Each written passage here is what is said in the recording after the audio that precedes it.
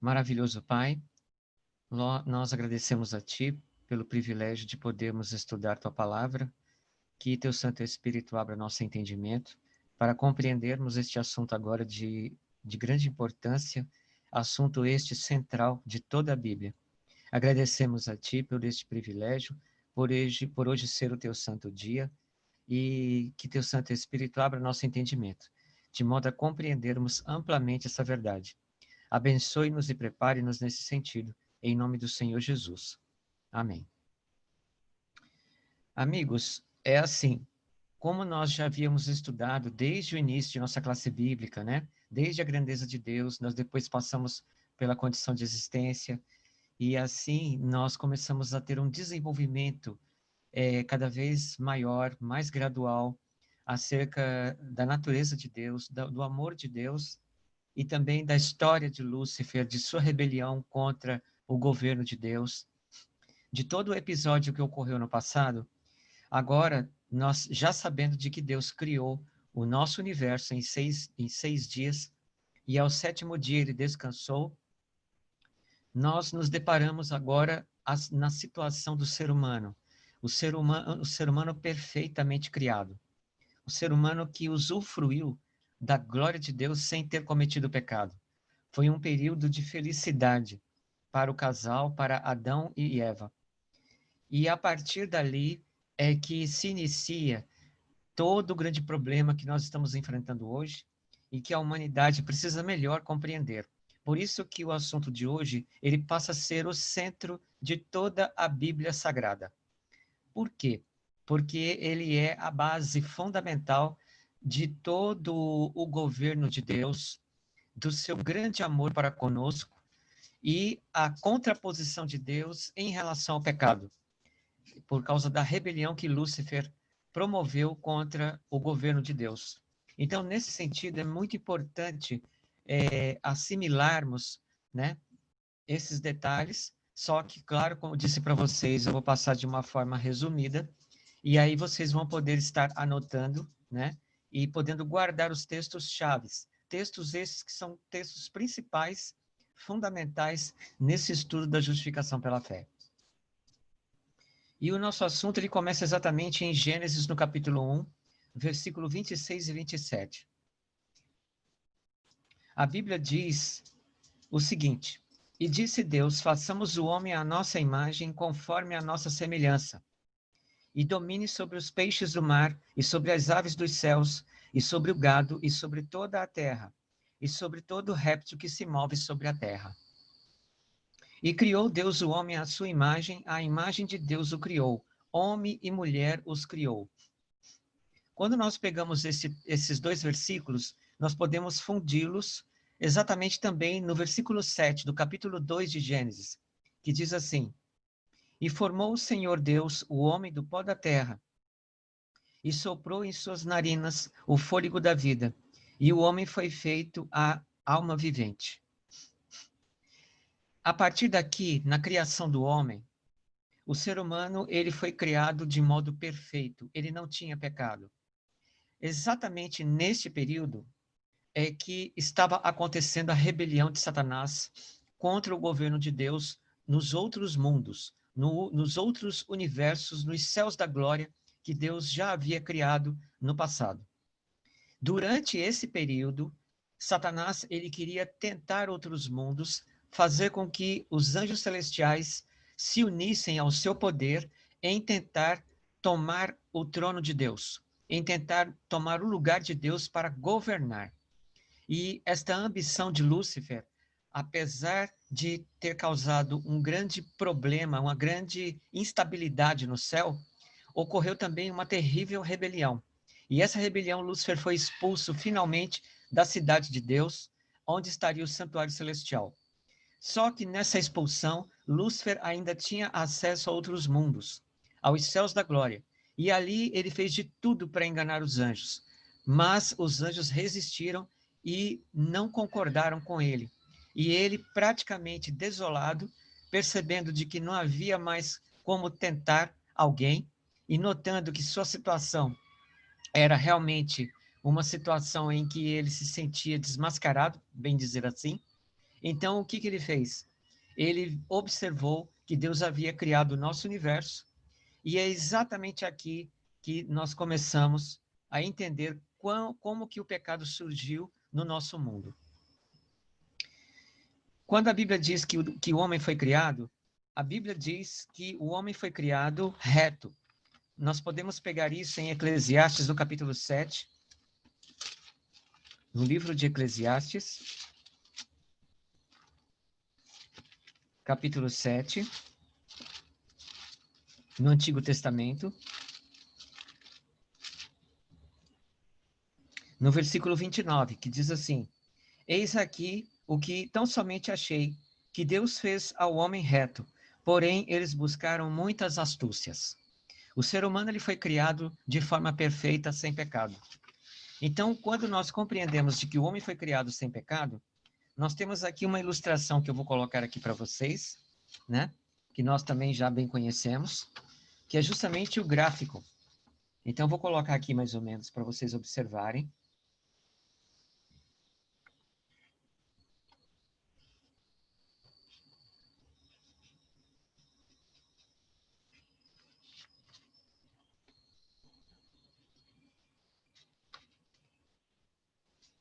Quando Adão foi criado sem pecado. E ele, ao ter sido criado sem pecado, Deus o criou no zero. Justamente aqui, no zero. Nós temos aqui um gráfico, né? E Deus criou ele no zero. E, por Deus tê-lo criado no zero, este número zero representaria, de uma forma didática, a quantidade de pecado que Adão tinha. Adão não tinha pecado. Então, Adão foi criado puro, sem pecado nenhum. Diante disso, as Escrituras Sagradas nos mostram que eles, para continuarem tendo uma vida eterna, eles precisariam passar por uma grande prova. E a prova é o que Deus revela aqui, a partir do versículo 15 do capítulo 2 de Gênesis. E tomou o Senhor Deus o homem e o pôs no jardim do Éden para o lavrar e o guardar. E ordenou o Senhor Deus ao homem, dizendo: De toda a árvore do jardim comerás livremente. Então o homem podia comer de toda a árvore que havia no jardim que Deus havia plantado na criação, naquela perfeição maravilhosa. Mas da árvore do conhecimento do bem e do mal, dela não comerás, porque no dia em que dela comeres, certamente morrerás. Então Deus havia estabelecido o seguinte, que a árvore da ciência do bem e do mal, que era uma árvore comum, como todas as outras, mas esta árvore era apenas um símbolo de prova para o casal Adão e Eva, eles não deveriam comer dessa árvore. Mesmo que essa árvore produzisse frutos, tanto quanto as outras árvores, esta árvore ela seria apenas um símbolo para eles serem provados. E esta árvore produziria frutos normalmente. Esta árvore, em seus frutos, não havia nenhum tipo de veneno ou alguma coisa que os pudesse contaminar. Os frutos dessa árvore eram frutos perfeitos. Podia dar a eles um alimento, uma nutrição normal. Não havia nada de pecaminosidade nesta árvore ou no fruto. O que acontece é que essa árvore só seria apenas um símbolo de um teste que Adão e Eva deveriam passar. E este teste ensinaria o seguinte, que eles deveriam obedecer a Deus de uma forma perfeita. Então, essa obediência perfeita seria uma obediência sem pecado. E nós podemos considerar essa obediência sem pecado como um 100% positivo.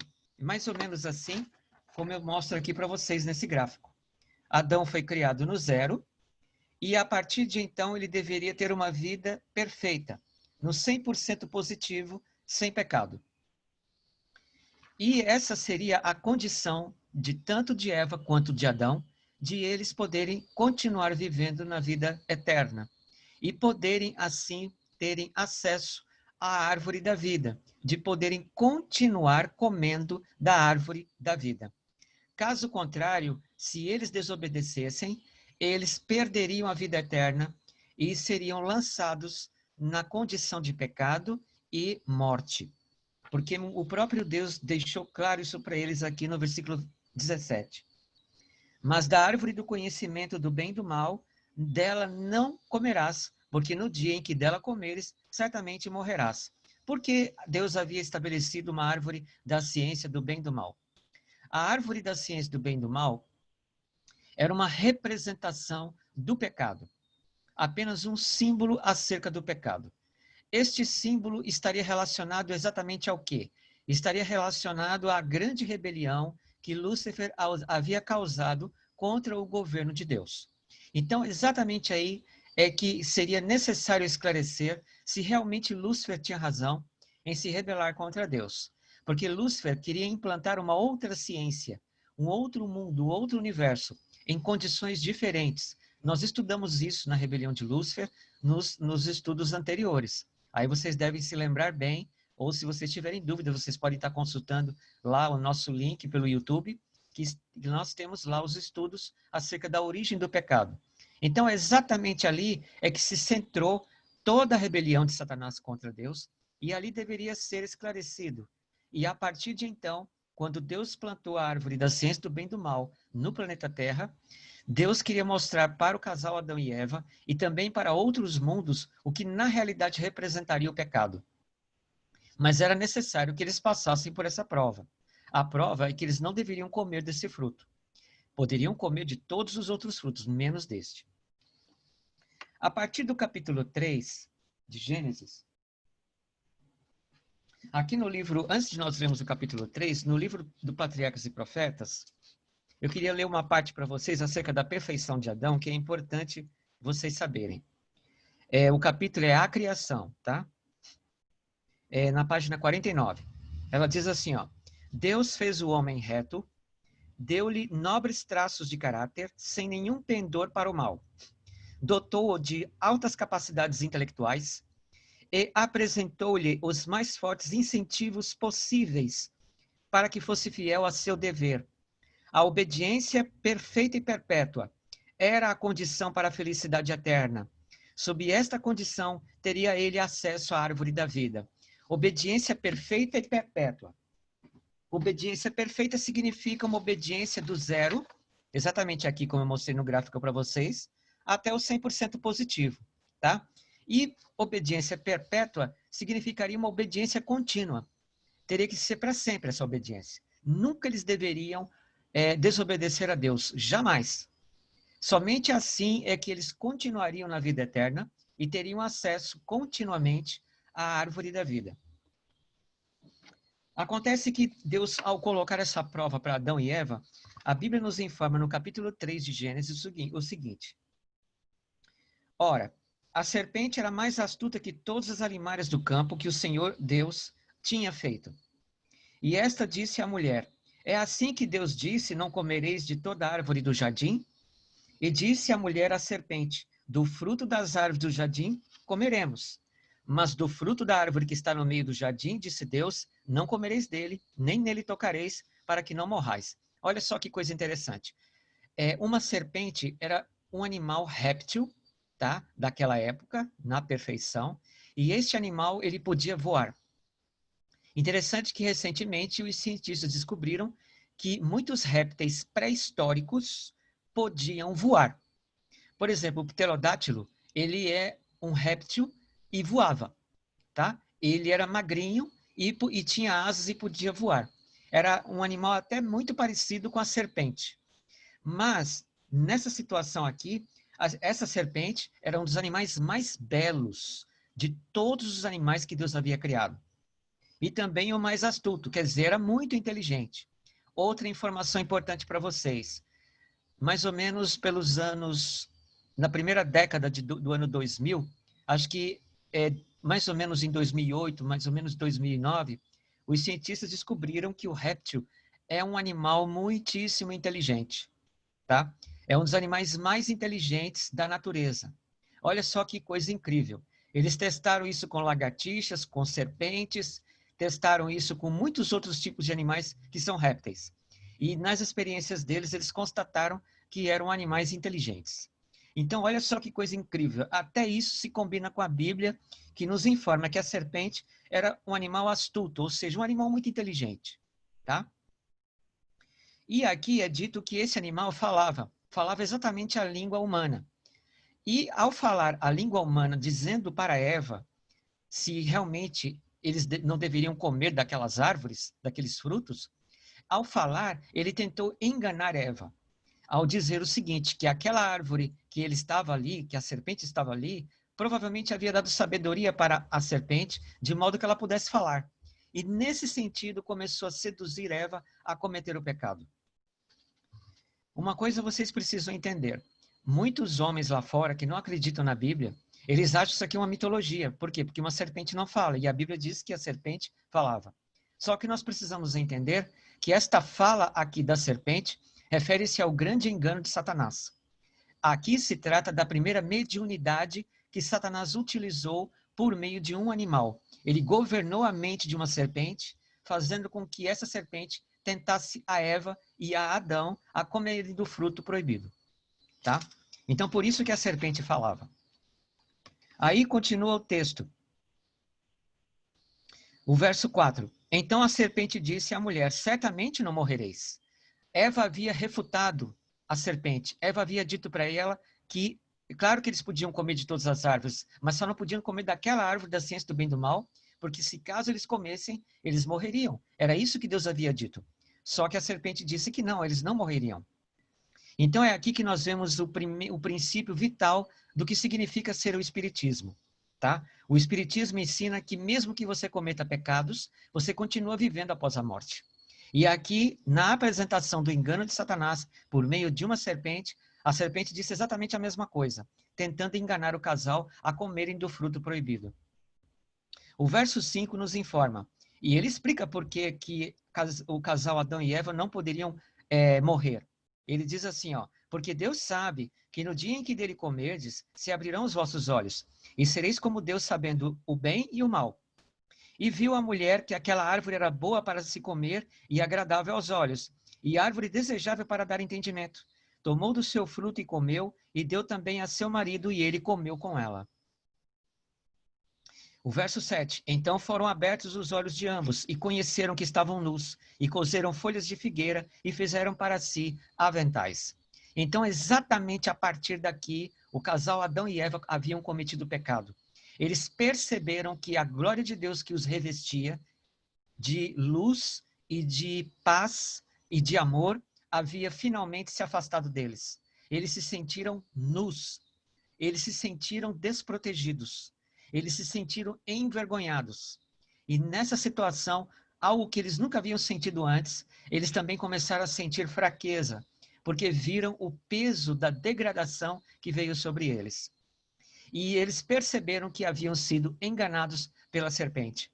A serpente havia dito para eles que se eles comessem do fruto proibido, eles seriam iguais a Deus. E nesse sentido, Adão e Eva se sentiram realmente tentados a esse tipo de pensamento, de que pudessem ser iguais a Deus, e que Deus estivesse se escondendo deles algo misterioso e agradável. Só que, na realidade, eles foram enganados. E neste engano, eles caíram em pecado. E se afastaram, foram destituídos da glória de Deus. Diante deste gráfico que eu fiz aqui para vocês, como que ficou então a situação do casal? O que ficou foi o seguinte. O casal Adão e Eva, após comerem o fruto proibido, eles caíram em pecado. Eles estavam na condição de estarem sem pecado, no zero. A condição deles era obedecerem perfeitamente no 100% positivo, mas eles pecaram. E ao pecarem, eles foram parar no 100% negativo, numa situação de condenação. Nessa situação, eles não podiam mais serem salvos. Estavam perdidos. Essa situação implicaria em morte. A condição de eles estarem na vida eterna era obediência perfeita. E agora? O que eles deveriam fazer? O que eles poderiam realizar para voltarem a ter aquela vida perfeita que existia antes? O que eles podiam realizar? Diante disso, eles se sentiram contaminados pelo pecado. A Bíblia nos diz que não foi apenas o casal Adão e Eva que entraram neste estado de pecado. A Bíblia nos informa aqui no livro de Romanos, no capítulo 5,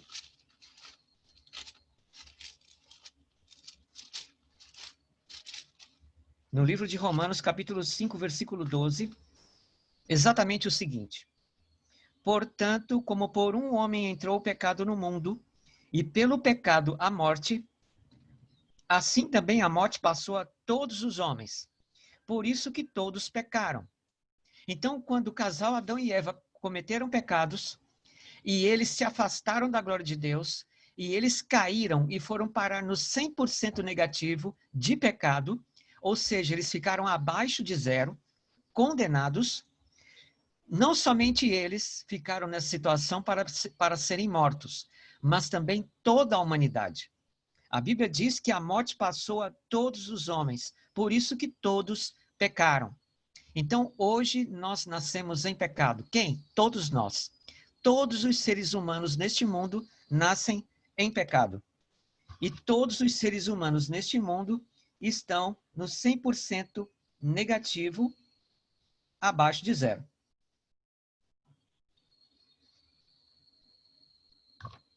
Diante disso, o que a Bíblia nos informa sobre este estado de pecado que nos encontramos hoje? A Bíblia nos ensina o seguinte: a primeira coisa, será que nós ainda estamos sob a condição para vivermos, para termos a vida eterna? Será que ainda precisamos obedecer perfeitamente? A Bíblia diz que sim, que hoje nós temos que obedecer perfeitamente para sermos salvos.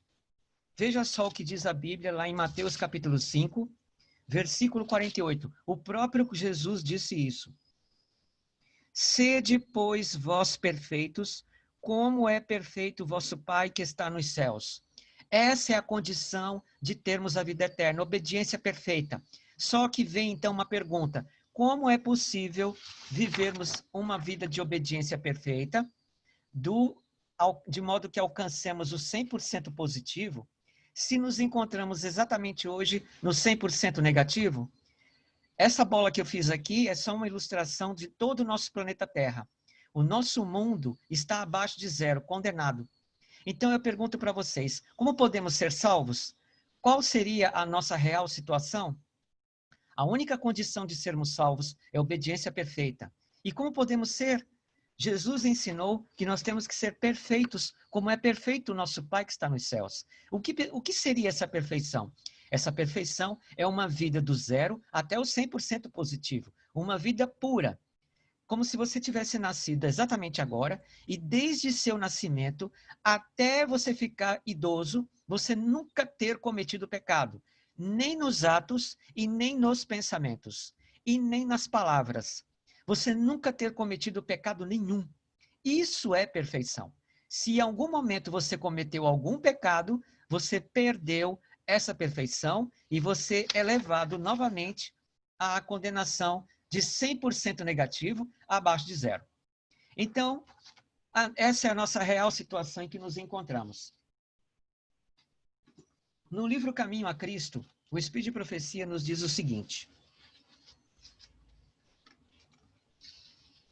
na página 54 deste livro, Uma Nova Pessoa é o nome do capítulo, tá? É o capítulo 7. Diz o seguinte: a condição de vida eterna é hoje exatamente a mesma que sempre foi, a mesma do paraíso antes da queda de nossos primeiros pais. Perfeita obediência à lei de Deus, perfeita justiça. Perfeita obediência é vida perfeita, é vida pura, sem pecado, desde que você nasceu. E você não pode pensar no pecado e você não pode nem gostar do pecado. Se você gostar, você já comete pecado e você é levado para 100% negativo. Isso significa a condição de vida eterna. Isso é perfeição absoluta. A condição de vida eterna é hoje exatamente a mesma que sempre foi. A mesma do paraíso antes da queda de nossos primeiros pais. Perfeita obediência à lei de Deus, perfeita justiça. Isso significa que nós hoje, estando nós condenados abaixo de zero, no 100% negativo, para nós sermos salvos, precisamos de uma obediência perfeita para sermos salvos. E agora? Se a vida eterna fosse concedida sob qualquer condição inferior a essa, a felicidade do universo todo correria perigo. Estaria aberto o caminho para que o pecado, com toda a sua miséria, tristeza existisse para sempre.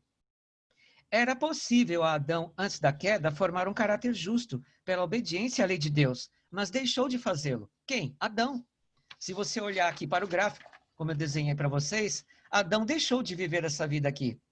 Ele caiu em pecado. Ele foi parar aqui embaixo, no 100% negativo. Ele abandonou, ele não quis fazer isso. E ele podia viver uma vida de obediência perfeita. Ele tinha essa condição. Era possível a Adão, antes da queda, formar um caráter justo pela obediência à lei de Deus. Mas deixou de fazê-lo. Devido ao seu pecado, nossa natureza se acha decaída e não podemos nos tornar justos. Como somos pecadores profanos, não podemos obedecer perfeitamente a uma lei santa. Não possuímos justiça em nós mesmos, com a qual possamos satisfazer as exigências da lei de Deus. Por que é que nós não podemos obedecer perfeitamente, Dilson? Porque nós estamos aqui, ó, no 100% negativo. Toda vez que você tentar subir do 100% negativo para um passo mais acima, de querer ter uma vida melhor, sempre o negativo vai puxar você para baixo. Sempre virá uma força maior puxando você para baixo, que é exatamente a ruína, o pecado, a condenação e a morte. Vocês querem uma prova? Bom, se a gente pegar, por exemplo, aqui no livro de Tiago, olha só o livro de Tiago que diz aqui. Tiago, capítulo 2, versículo 10. O apóstolo Tiago diz assim, ó, porque qualquer que guardar toda a lei e tropeçar em um só ponto, tornou-se culpado de todos. Porque aquele que disse, não cometerás adultério, também disse, não matarás. Se tu, pois, cometeres adultério, mas não cometeres adultério. Se tu, pois, não cometeres adultério, mas matares, estás feito transgressor da lei de Deus inteira. Então, mesmo que você obedeça à lei de Deus agora, se você cometer um pecado sequer da lei, você se tornará culpado de todos os pecados que você estava sendo fiel até aquele momento. Só que tem um detalhe, a sua fidelidade de obediência é sempre negativa, porque você está abaixo de zero, nessa condenação aqui. Alguém poderia dizer o seguinte, mas Edilson, será que esse gráfico está correto? Será que esse gráfico não é um exagero? Uma didática exagerada do que você está ensinando? De modo que eu me sinta culpado e eu tenha medo de Deus? Bom, à luz da Bíblia, esse gráfico é verdadeiro. Onde você prova isso? Nós podemos ter a prova disso exatamente aqui no livro de Isaías. Primeiro aqui no livro de Isaías, que nos diz o seguinte, no capítulo 40, versículos 15 a 17. Ele diz o seguinte, o próprio Deus disse isso. Eis que as nações são consideradas por ele como a gota de um balde, como o pó miúdo das balanças. Eis que ele levanta as ilhas como uma coisa pequeníssima. Nem todo o Líbano basta para o fogo, nem os seus animais bastam para os holocaustos. Estas palavras do versículo 15 ao 16, o que elas tentam nos explicar? Que aos olhos de Deus, nós somos mais leves do que o pó miúdo colocado em balanças. Por que é que nós somos mais leves? Porque nós estamos abaixo de zero. Nós somos menos do que nada. Todo o nosso planeta Terra. E daí? E daí é que ele continua dizendo que se nós pegássemos todos os sacrifícios exigidos pelos judeus de animais para perdão de pecados, se nós pegássemos todo o Líbano, por exemplo, e oferecêssemos a Deus como oferta para perdão de pecados, nós estaríamos condenados, porque não nos daria perdão proveniente de Deus. Por quê? Porque nós não somos nada. Aí o verso 17 explica melhor. E todas as nações são como nada perante ele. Ele as considera menos do que nada e como uma coisa vã. A expressão menos do que nada é exatamente este gráfico aqui, gente. A Bíblia é clara em dizer isso, que Deus nos enxerga como menos do que nada. Se nós somos menos do que nada, então isso quer dizer que nós estamos abaixo de zero. Se nós estamos abaixo de zero, nós estamos didaticamente no 100% negativo. E o que Deus requer de nós, didaticamente, para a vida eterna, é 100% positivo. É obediência perfeita, pura, sem pecado. Então, diante dessa situação, como que nós podemos ser salvos? Como que podemos obter o perdão proveniente de Deus? Realmente nós vimos nos estudos anteriores que Deus não considera o culpado inocente. Aí é que veio a acusação de Satanás. em atacar, em dizer que Deus não pode nos perdoar, porque se Deus perdoasse, ele simplesmente seria conivente com a maldição, com o pecado, e ele assim abandonaria sua glória. Nesse sentido, Deus não poderia nos perdoar. Nesse caso, o que pode ser feito então para com o homem? Como que o homem pode ser realmente salvo? Alguém poderia dizer que nós poderíamos tentar nos salvar pelas obras. Mas acontece que a Bíblia diz o seguinte, Isaías 41, 24 diz assim, eis que sois menos do que nada, e a vossa obra é menos do que nada. A abominação é quem vos escolhe. Que obra é essa? Qualquer obra, sendo má ou sendo boa, é menos do que nada. Nós não temos como nos salvar. O que Deus requer de nós é uma perfeição igual à do Pai, que Jesus Cristo disse lá em Mateus, capítulo 5, versículo 48. E é o que o Espírito de Profecia acaba de nos informar, que a condição de vida eterna dada a Adão e Eva é exatamente a mesma de hoje. É exatamente a mesma de perfeita obediência a Deus, perfeita justiça. E isso não podemos dar, porque nós já nascemos em pecado. Aqui em Salmos, no capítulo 51, o salmista diz o seguinte, capítulo 51, versículo 5, eis que em iniquidade fui formado, e em pecado me concebeu a minha mãe. O próprio salmista reconhecia de que quando ele era bebezinho, quando ele nasceu, ele já estava condenado em pecado abaixo de zero, no 100% negativo. Ou seja, era menos do que nada. Nós, na verdade, debaixo da natureza do pecado, somos menos do que nada. Isso não é exagero, isso é fato, isso é verdade, é os olhos de Deus vindo sobre nós. Esse é o nosso estado de pecado. E aí, o que podemos fazer para nos sermos salvos? Se o mundo inteiro, todas as nações da terra, como a Bíblia diz, são menos do que nada, isso quer dizer que todos estão condenados. Todos. Ninguém pode tentar se salvar. Nenhum tipo de religião pode tentar lhe resgatar. Nada, ninguém pode lhe dar a vida eterna. Exatamente este é o plano de Deus para com a humanidade no futuro, de acordo com Mateus capítulo 24, versículo 14, de que o evangelho do reino dos céus deverá ser revelado ao mundo inteiro, em testemunho a todas as nações, tribos e línguas, e então virá o fim. Que evangelho? O evangelho de que nós somos menos do que nada, diante da lei de Deus, porque o que a lei de Deus requer de nós é obediência perfeita, nos pensamentos, nas ações e na fala. E isso desde que nascemos. Portanto, não há como sermos salvos por nós mesmos, uma vez que nós nos achamos contaminados de pecado. Alguém poderia dizer assim, Edilson, mas se o Espírito Santo operar na minha vida, será que as minhas boas obras não seriam aceitas por Deus como obras perfeitas? A Bíblia diz o seguinte, Jó capítulo 14. Jó capítulo 14, no versículo 4. Diz o seguinte, quem do imundo tirará o puro? Qual é a resposta? Ninguém. Quem do imundo tirará o puro? Ninguém é a resposta. O que isso significa? Significa que o imundo sou eu. O imundo somos nós, porque nos achamos aqui condenados no 100% negativo.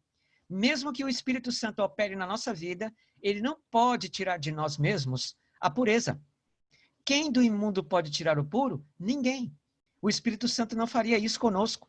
Então, como nós podemos ser salvos, se nem o Espírito Santo pode nos salvar? É aí que nós entramos num ponto em compreendermos a necessidade real da salvação. É aí que temos que entender o que é a justificação pela fé em Cristo Jesus. Diante desse fato, diante dessa situação em que nos achamos, a Bíblia Sagrada, ela nos mostra qual o segredo de podermos ser salvos. E isso nós podemos verificar. Vamos ver aqui. Em Gênesis capítulo 3, versículo 15. Gênesis capítulo 3, versículo 15. Depois que Adão e Eva cometeram o pecado, Deus fez uma promessa para salvar Adão e Eva. Qual seria essa promessa? E porei inimizade entre ti e a mulher. Quem seria esse ti aqui? Esse ti é a serpente, do contexto do versículo 14. Porém, inimizade entre ti e a mulher. Quem seria essa mulher? Eva. e entre a tua semente e a sua semente, e esta te ferirá a cabeça, e tu lhe ferirás o calcanhar. Por que é que Deus disse isso à serpente? Porque Deus amaldiçoou a serpente de tê-los enganado e feito cair em pecado. Cair todos eles em pecado. Então Deus lançou uma maldição sobre a serpente. Isso tinha uma significação simbólica. A significação era que os descendentes da serpente seriam inimigos dos descendentes da mulher. Mas por que haveria essa inimizade se os descendentes todos nasceriam em pecado abaixo de zero, no 100% negativo? Acontece que desses descendentes haveria o Salvador. Esse Salvador seria o Messias. E a vinda dele é que seria a garantia de nossa salvação. Por isso que ocorreria esta inimizade dos descendentes da mulher e dos descendentes da serpente. Os descendentes da serpente seriam todos aqueles que iriam rejeitar o evangelho. Os descendentes da mulher seriam todos aqueles que iriam abraçar o evangelho. Por isso que a Bíblia diz que esta te ferirá a cabeça, e tu lhe ferirás o calcanhar. Quem iria ferir a cabeça da serpente? O Messias. E quem iria receber a ferida no calcanhar? Todos aqueles que caíssem em pecado. Seria atacada pela serpente. Mas acontece que ferir a cabeça da serpente significaria morte sobre a serpente. Porque a serpente só pode morrer se a cabeça dela for assim, cortada, decepada. E quando isso aconteceu? A Bíblia diz aqui no livro de Isaías, no capítulo 7,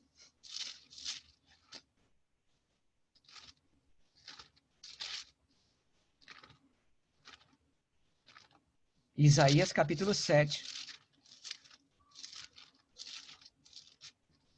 versículo 14. Portanto, o mesmo Senhor vos dará um sinal. Eis que a virgem conceberá e dará à luz um filho, e chamarás o seu nome de Emanuel. Este seria o sinal de Deus, o sinal de que haveria de vir aquele prometido Salvador.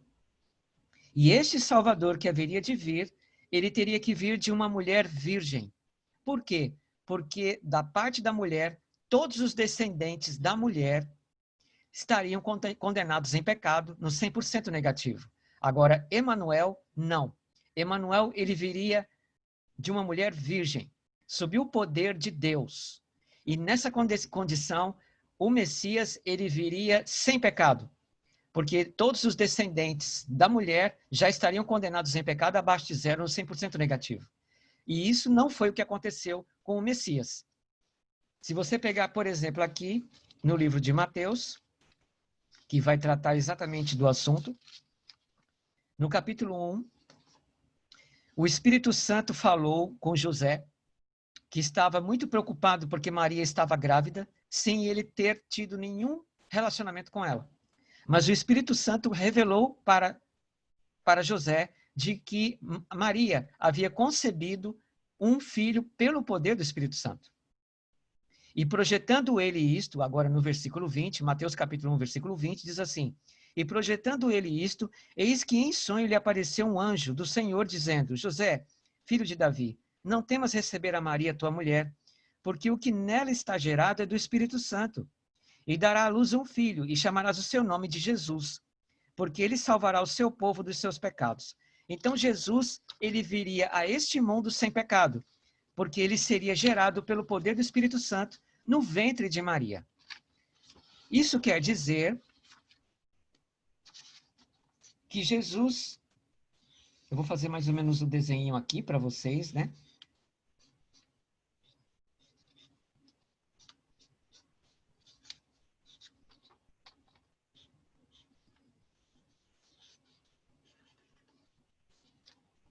Só para vocês terem uma noção melhor. Então, este sujeitinho aqui é só um símbolo, tá? Jesus, ele viria no ventre de Maria. O óvulo de Maria estaria fecundado com o gameta do Espírito Santo. E nessa fecundação, haveria de vir o Salvador Jesus Cristo sem pecado. Por que ele viria sem pecado? Acontece que Jesus Cristo, ele viria no zero, exatamente no zero de Adão. Onde a mente de Jesus seria zero, sem pecado.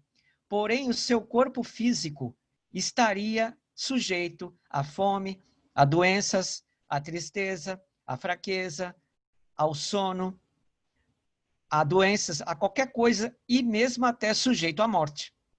Então, Cristo ele veio ao mundo no estado de zero igual a Adão, tá? De zero igual a Adão, sem pecado. Mas isso apenas na mente de Jesus, porque ele veio proveniente do Espírito Santo. Isso significa que Jesus, ele podia viver essa vida aqui, ó. Ele podia viver essa vida do zero até o 100% positivo. Podia viver uma vida de obediência a Deus, pois foi exatamente o que Jesus fez. A Bíblia nos diz aqui, em 1 João, na primeira carta de João, no capítulo 3, vocês podem verificar aí, João, primeira carta de João,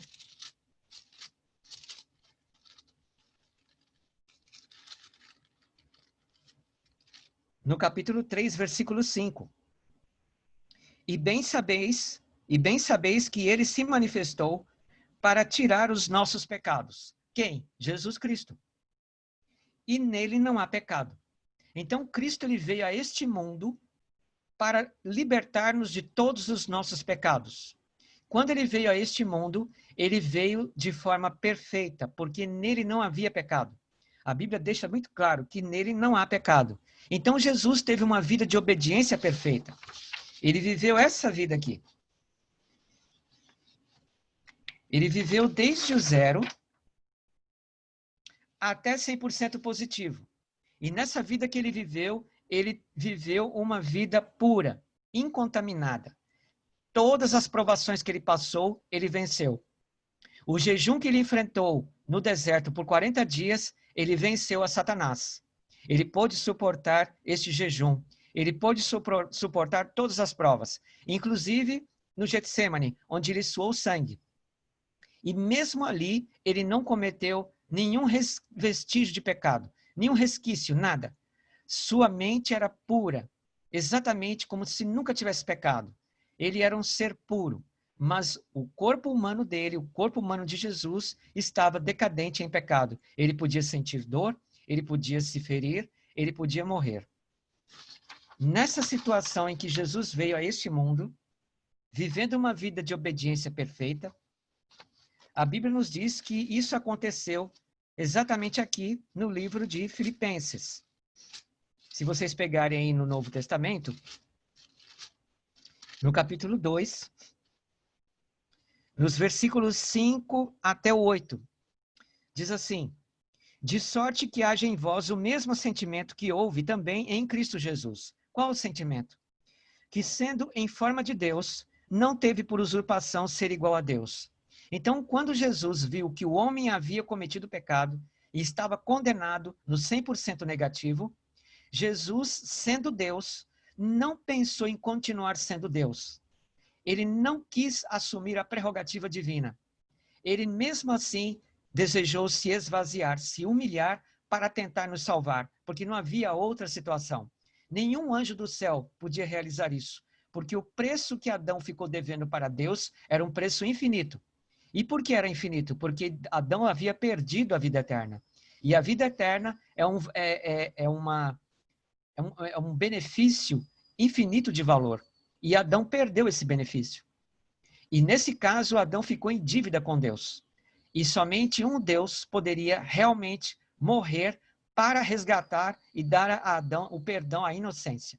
Caso contrário, não haveria outro jeito. E a Bíblia continua no verso 7. Mas esvaziou-se a si mesmo, tomando a forma de servo, fazendo-se semelhante aos homens. E achado na forma de homem, humilhou-se a si mesmo, sendo obediente até a morte, e morte de cruz. Então Jesus Cristo veio a este mundo e viveu esta vida aqui, de obediência perfeita, do zero até o 100% positivo. E nessa vida pura de obediência perfeita, ele poderia ter a vida eterna garantida. Mas acontece que alguma coisa ele deveria fazer ainda pelo homem. A vida perfeita de Jesus garantiria a vida perfeita para ele, a vida eterna para ele. Ele tinha condições, sim, de ser arrebatado e levado para o céu. Ele podia muito bem ir embora. E somente ele ter a vida eterna. Mas acontece que se isso ele tivesse feito, nós estaríamos aqui na terra condenados e nada teria resolvido o problema do pecado em nossa vida. Nesse caso, Cristo então fez algo muito maior. Além de ele ter assumido a natureza humana, que éramos nós mesmos, ele assumiu também os nossos pecados. E como que ele fez isso? Bom, uma vez que Cristo viveu uma vida perfeita, sem pecado, 100% positivo, ele mereceria a vida eterna. E nós, como havíamos caído em pecado, nós merecíamos a condenação. Nós estávamos perdidos e não haveria como sermos salvos. Diante disso, só havia uma resposta, então, para justificar essa situação. Como que Deus poderia nos salvar? E como que ele poderia nos perdoar? Porque Satanás disse que Deus não perdoava o pecador. E, de fato, nós vimos isso em Naum, capítulo 1, versículo 3, e também em Êxodo, capítulo 34, versículo 7. Esses dois textos revelam que Deus, ele não dá a inocência para quem tem culpa. Diante desse caso, como que ele poderia nos salvar? Como que ele poderia perdoar a sua vida? Resgatar você e dar novamente a vida eterna para você? Se você não pode se salvar pelas obras, se você está abaixo de zero, no 100% negativo e condenado, a Bíblia então tem a resposta para isso. Ela se acha aqui em 2 Coríntios, no capítulo 5, segunda carta aos Coríntios, no capítulo 5, versículo 21.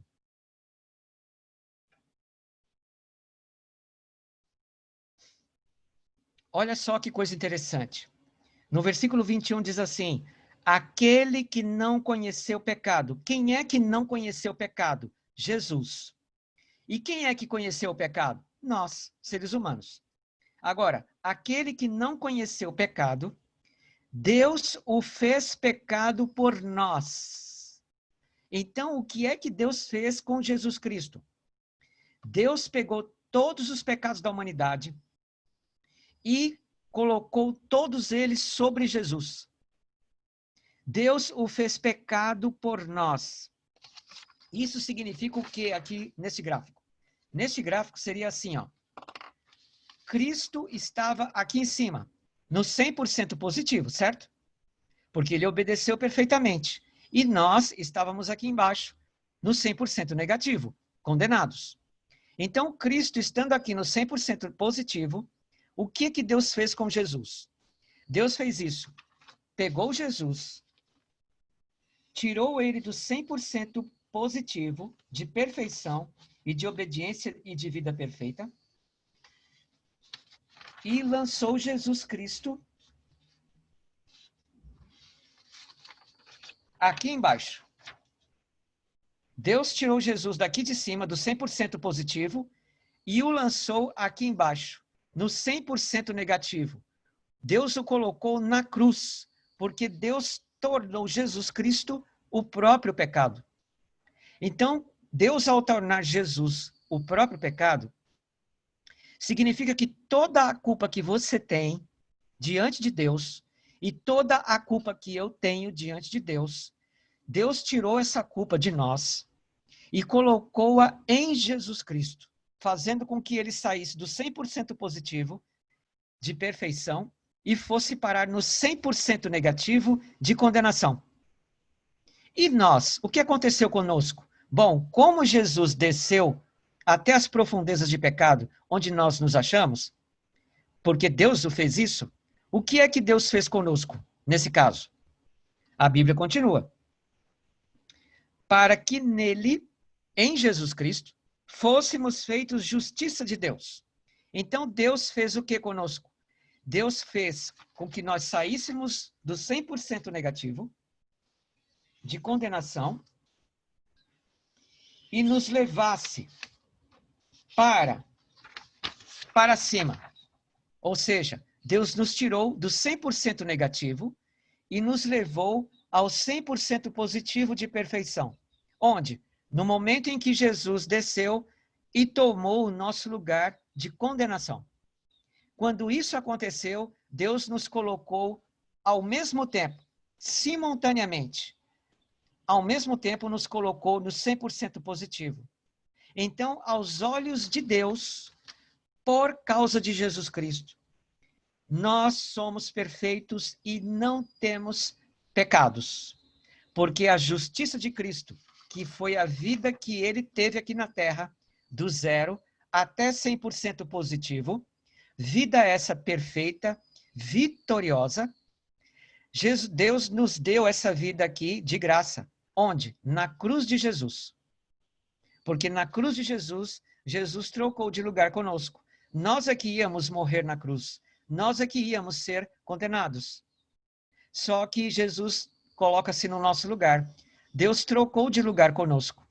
E ao trocar de lugar conosco, morrendo na cruz em nosso lugar, ele, Jesus Cristo, nos deu a sua vida perfeita. E nós somos colocados aonde? No 100% positivo, sem pecado. Isso significa exatamente o que, Edilson? Significa justificação pela fé. Por quê? O que é a justificação? A justificação é a atitude de Deus colocar Jesus Cristo na cruz em nosso lugar, colocando-nos no lugar de Jesus, no 100% positivo de vida perfeita sem pecado. É a ação de Deus tirar Jesus Cristo da perfeição, do 100% de obediência perfeita sem pecado, colocá-lo na cruz, condená-lo em nosso lugar e nos tirar da condenação, porque Jesus já morreu na cruz em nosso lugar. Assim Deus nos tira da condenação e nos coloca lá em cima, na perfeição, sem pecado. Isto é justificação, porque Deus nos torna justos por causa da justiça de Cristo, por causa dessa vida aqui que Jesus viveu. Vida essa perfeita, do 0 ao 100% positivo, sem pecado. Então, por causa de Jesus Cristo, nós somos justificados, não por causa das nossas obras. Quero que vocês observem que nessa situação aqui, você não participou de nada. Você não executou nenhuma ação, nenhuma atitude, porque Jesus trocou de lugar com você. Isto quer dizer que você tem a vida eterna de graça. Isto quer dizer que você foi justificado, ou seja, você se tornou justo aos olhos de Deus, apesar de você ser pecador, porque você ainda se acha no 100% negativo em sua natureza, mas fora de você, em Jesus Cristo, Deus enxerga você na pessoa de Jesus como se você nunca tivesse pecado, porque você se acha no 100% positivo, em perfeitas condições de santidade, de pureza de caráter e de vitória contra o pecado.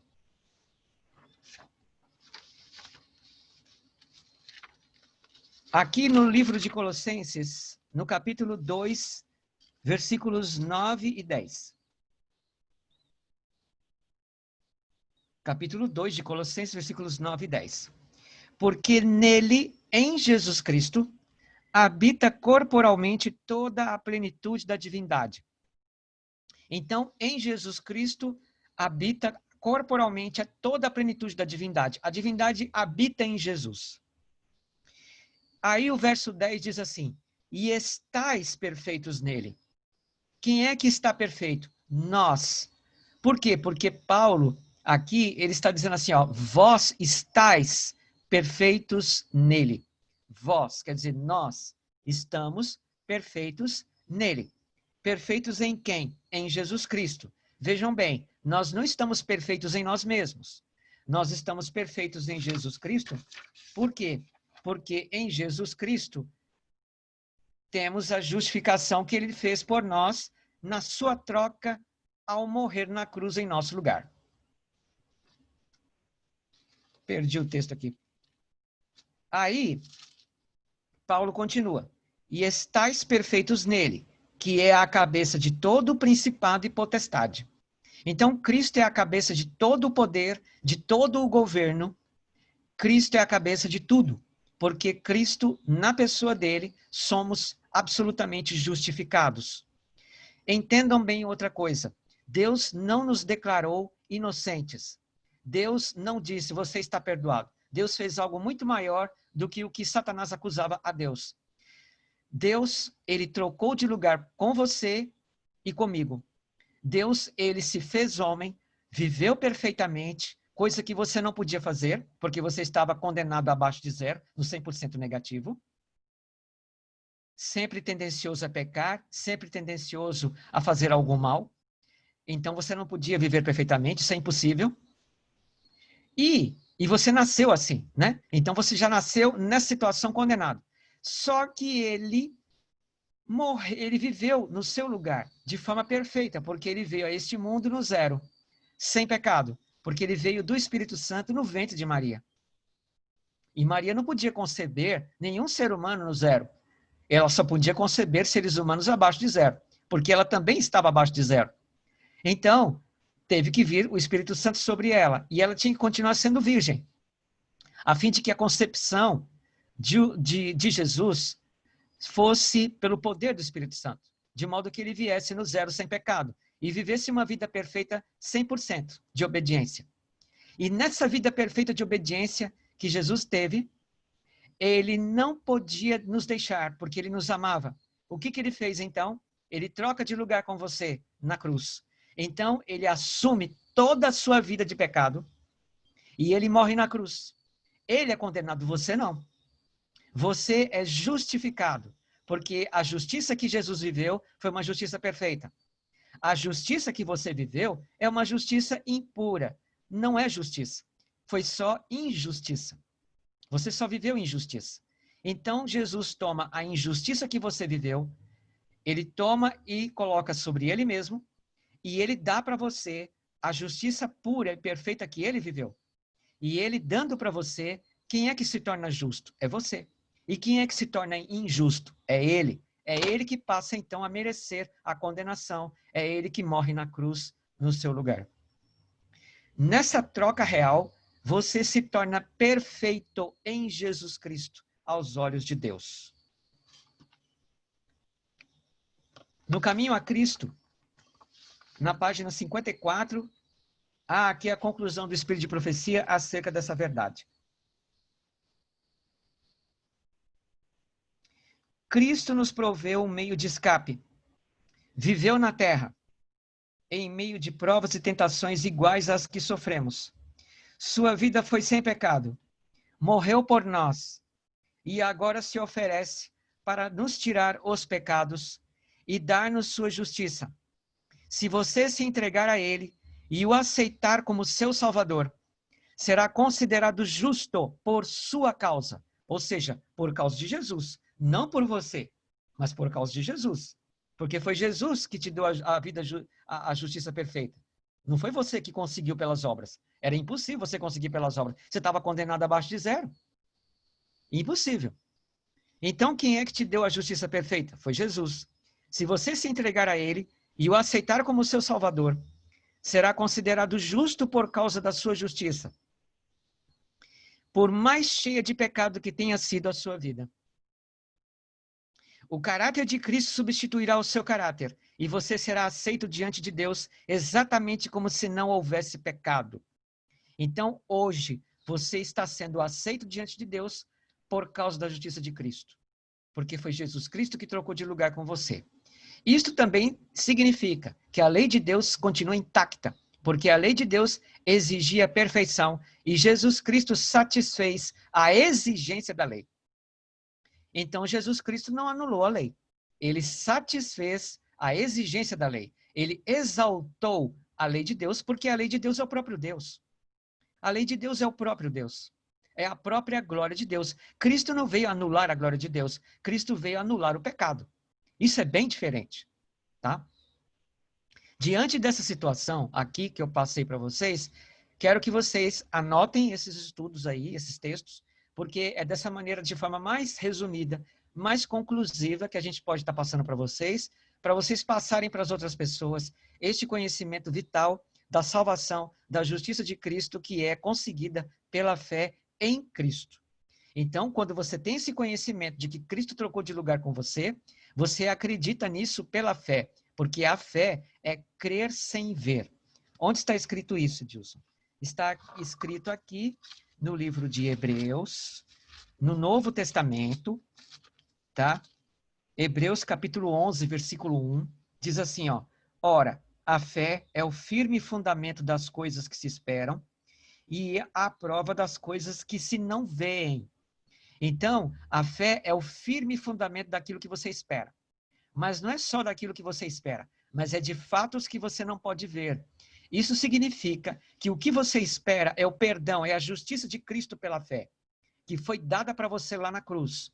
E isso você não pode ver, porque Cristo morreu na cruz e você não estava vivo. Até mesmo as pessoas que estavam presentes diante da cruz não estavam enxergando em Jesus o Cordeiro Real Salvador. Eles não estavam enxergando, tá? Então, tudo isso é espiritual, é invisível mesmo. É pela fé mesmo, tá? E isso daqui é a verdade sobre a justificação pela fé, de que Deus não anulou a sua lei continua intacta, exige perfeição, e essa perfeição só Jesus Cristo fez. É a lei que exige sobre o sábado para nós guardarmos. Então, no próximo sábado, nós vamos estar desfrutando mais ainda deste assunto da justificação pela fé. Eu vou passar para vocês todos os desdobramentos de erros, de enganos que podem ocorrer na má compreensão da justificação pela fé, inclusive nas ideias de que a lei de Deus foi abolida, né? E nós temos que entender que essas ideias estão erradas. Isso eu vou passar para vocês e a gente vai desdobrar uma série de coisas aí dentro da justificação pela fé. A partir de hoje, eu quero que vocês enxerguem permanentemente a verdade na Bíblia toda. Quero que vocês usem a lente da justificação pela fé para entender a Bíblia, porque a Bíblia toda fala da justificação pela fé, o tempo todo. Isso é muito importante, que essa luz possa brilhar mais fortemente no coração de vocês. Ok? Então, aqui eu encerro essa parte do estudo. E qualquer dúvida que vocês tiverem, é só vocês marcarem essas dúvidas. Podem colocar lá no grupo nosso, da classe de estudos bíblicos, tá? Ou então vocês podem também aguardar para nos sábados posteriores a gente abrir um espaço para vocês perguntarem, tá bom? Vocês podem perguntar dentro desse assunto da salvação em Cristo. É importante que vocês entendam de que vocês estão justificados em Cristo e que vocês acreditem nisso, porque isso é verdade, tá? Por isso que se obtém, só se compreende justiça pela fé quando exercemos a fé na justiça pela fé. Porque se a gente não exercer a fé, a gente não vai entender tão claramente essa verdade que é tão simples, de que Jesus viveu uma vida perfeita, de obediência à lei de Deus, né? Só que você não podia viver essa vida, e ele viveu, e ele trocou de lugar com você, dando sua vida perfeita para você, e tomou o seu lugar para morrer, para ser condenado. E você não assim poder escapar da condenação e assim ser salvo, ser justificado na pessoa de Cristo Jesus. Então eu termino por aqui, tá? E no próximo sábado nós vamos estar continuando este assunto da justiça pela fé, e a gente vai desdobrar vários aspectos que podem aí vir como dúvida para vocês não serem enganados neste assunto. Tudo bem? Então, desejo a vocês que Deus abençoe, e aqui a gente encerra nosso estudo por hoje, ok? Eu vou, então, encerrar aqui, vamos orar, vou fazer oração. Bendito Deus, agradecemos a Ti, Pai Celestial, que este grupo está cada vez mais compreendendo a Tua verdade e, de modo mais dinâmico, saber aplicar este conhecimento às pessoas que ainda não conhecem a Tua verdade, de uma forma mais simplificada, mais resumida, a fim de que possam alcançar pessoas mais simples que não conhecem a Ti. Agradecemos a Ti, bendito Pai, por este privilégio de sermos instrumentos nas Tuas mãos. Dê-nos um ótimo sábado, restante de sábado, e abençoe a estas famílias aqui presentes. Abençoe a todos nós, em nome do Senhor Jesus Cristo. Amém.